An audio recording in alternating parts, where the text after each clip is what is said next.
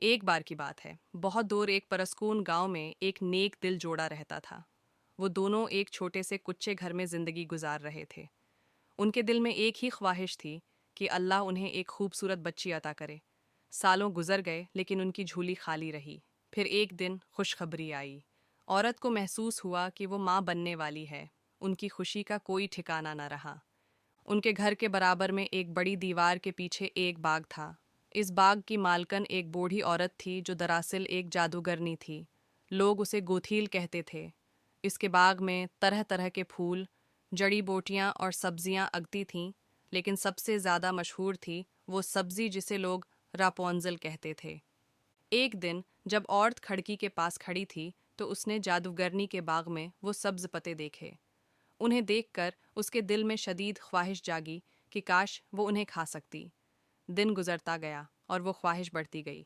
آخر کار اس نے اپنے شوہر سے کہا، میں ان پتیوں کو کھائے بغیر نہیں رہ سکتی۔ اگر تم مجھے نہ لا کر دو تو شاید میں بیمار ہو جاؤں۔ شوہر اپنی بیوی سے بہت محبت کرتا تھا۔ وہ رات کے اندھیرے میں دیوار پھلانگ کر باغ میں گیا۔ اس نے تھوڑے سے راپونزل کے پتے توڑ کر لائے۔ بیوی نے انہیں بڑے شوق سے کھایا اور اس کا دل خوش ہو گیا، مگر اگلے دن وہ پھر کہنے لگی، مجھے اور چاہیے، وہ بہت مزیدار تھے۔ شوہر نے ایک بار پھر ہمت کی اور رات کو باغ میں گھس گیا، لیکن اس بار بدقسمتی سے جادوگرنی نے اسے پکڑ لیا۔ وہ غصے سے بولی، چوری کرنے آئے ہو میرے باغ سے؟ تمہیں معلوم نہیں یہ جگہ عام لوگوں کے لیے نہیں ہے؟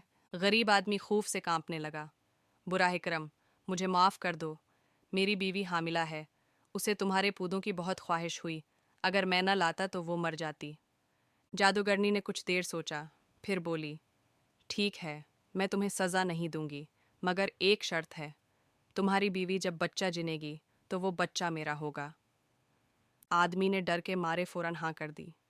وقت گزرا، بچی پیدا ہوئی۔ وہ اتنی خوبصورت تھی کہ جیسے چاند زمین پر اتر آیا ہو، لیکن جیسے ہی وہ پیدا ہوئی، جادوگرنی وہاں آ گئی۔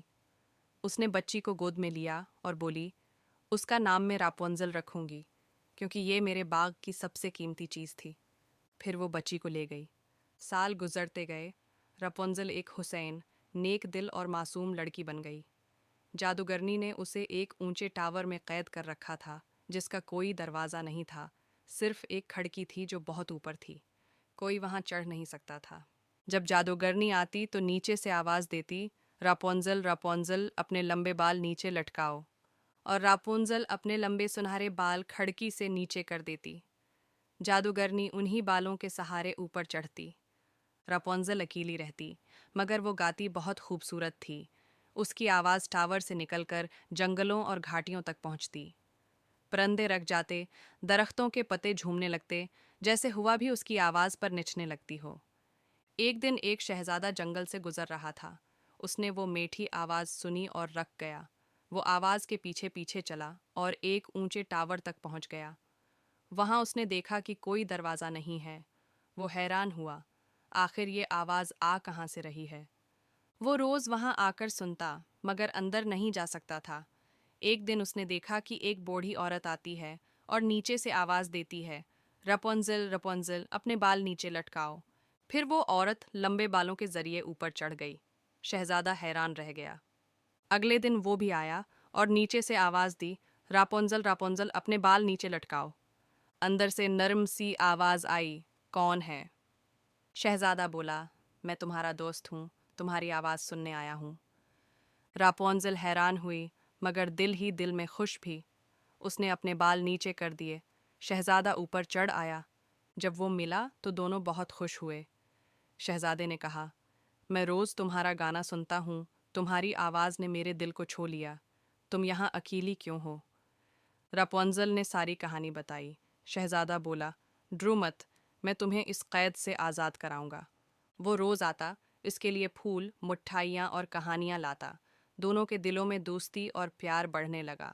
ایک دن راپونزل نے بے خیالی میں جادوگرنی سے کہہ دیا، امی، آپ چڑھنے میں اتنا وقت لیتی ہیں، شہزادہ تو بہت جلدی اوپر آ جاتا ہے۔ جادوگرنی چونک گئی، کیا کہا تم نے؟ کون شہزادہ؟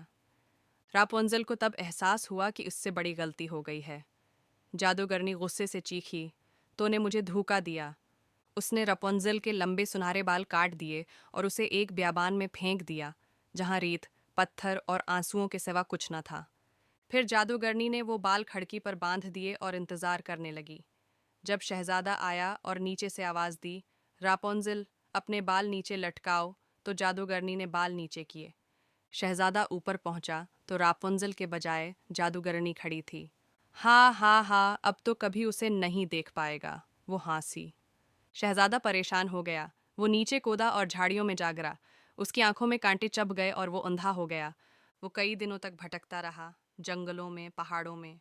وہ صرف ایک ہی نام پکارا کرتا، راپونزل، راپونزل۔